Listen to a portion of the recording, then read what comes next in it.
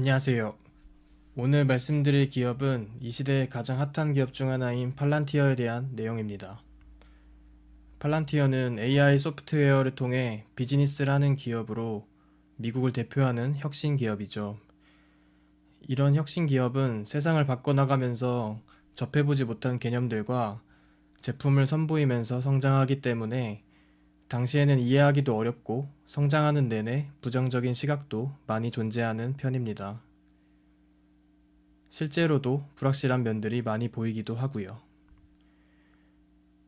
때문에 보시는 자료와 같이 월스트리트의 전문가들의 의견도 극단적으로 갈리며 혼란스러운 모습을 보여주고 있죠.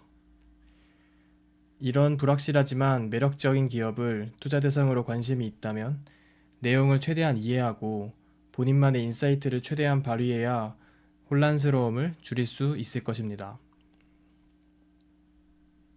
AI는 궁극적으로 사람의 역할을 대체해야 합니다.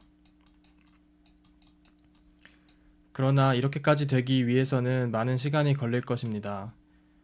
지금은 데이터의 양과 데이터를 처리할 수 있는 능력도 부족하고, 그 다음에 이 모인 데이터를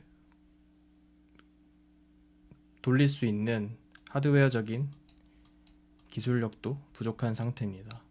또한 인간처럼 생각할 수 있는 이 판단력도 부족하죠. 따라서 그 레벨에 도달하기 전까지는 부분적으로 대체해서 사람을 돕고 점차 영역을 확대하는 것이 지금의 AI 성장기일 것입니다. 지금 현재 가장 많이 알려져 있는 챗GPT는 어떤 것을 대체하고 있을까요? 바로 검색을 통한 원하는 자료를 찾는 역할을 대체해주고 있습니다. 검색어와 문맥을 이해해서 가장 정답 확률이 높은 자료를 보여주고 그 과정을 통해서 검색을 통한 자료 찾기 시간을 효율적으로 단축시켜주죠. 한번 실제로 써볼까요? 챗 GPT의 화면입니다. 저는 주식 고수가 되고 싶기 때문에 주식 고수가 되는 방법을 알려달라고 요청해 보겠습니다.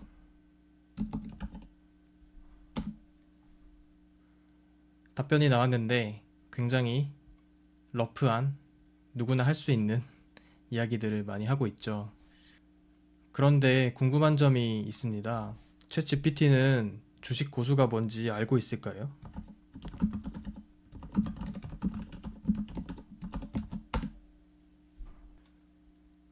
그래서 챗 GPT가 생각하는 주식 고수가 뭔지 여러 질문을 통해서 물어봤습니다.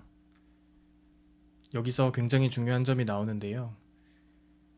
주식 고수에 대한 개념은 상대적이고 주관적일 수 있다는 것입니다. 어떤 사람은 수익을 토해내는 능력을 중시하고 어떤 사람은 리스크 관리 능력을 강조할 수 있다고 합니다. 또한 투자 목표나 성향에 따라서도 주식 고수의 정의는 달라지죠.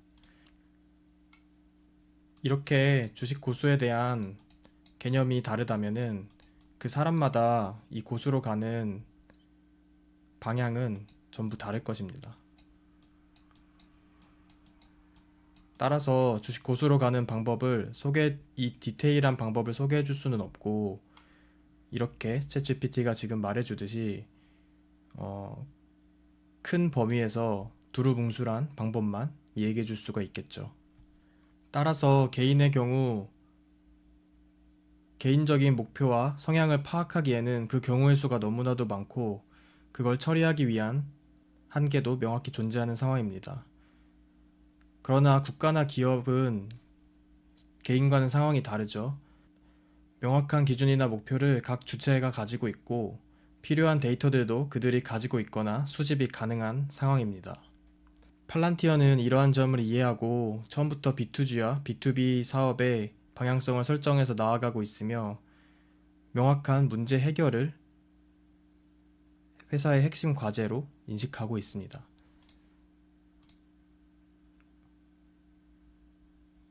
팔란티어에 문의하게 되는 창인데요.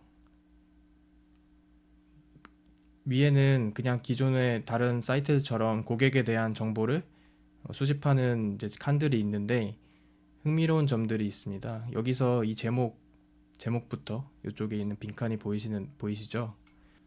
팔란티어는 처음부터 고객이 가진 문제에 대해서 관심을 가지고 있고, 그 고객이 팔란티어를 통해서 어떤 문제를 해결하고 싶어 하는지에 대해서 관심이 있습니다.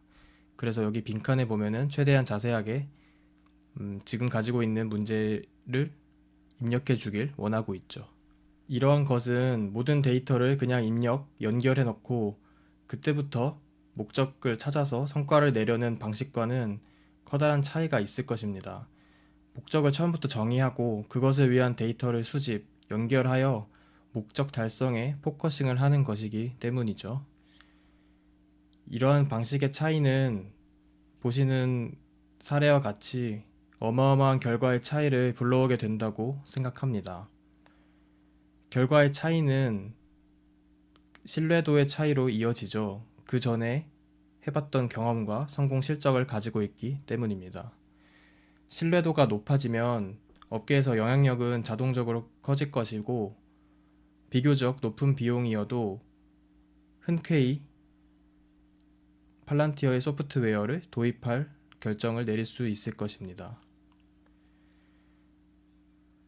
결국 이런 본질을 봤을 때 팔란티어의 미래는 팔란티어의 제품이 경쟁자의 제품에 비해서 얼마나 많은 분야에서 얼마나 고객의 문제 해결에 잘 도울 수 있는지, 얼마나 고객의 경쟁력을 높여줄 수 있는지에 따라서 결정될 것입니다.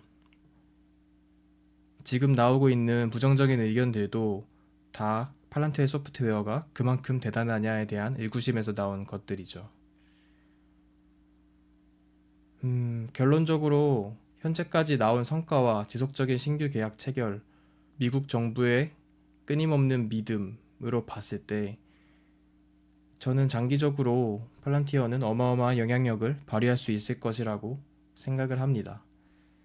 이제 시작일 정도로요. 팔란티어의 비즈니스 방식, 그들이 핵심으로 생각하는 것들, 그 본질에 대해서 알아봤습니다. 다음 영상에서는 팔란티어가 가지고 있는 의문점들에 대해서 알아보도록 하겠습니다. 고수가 되는 그날까지.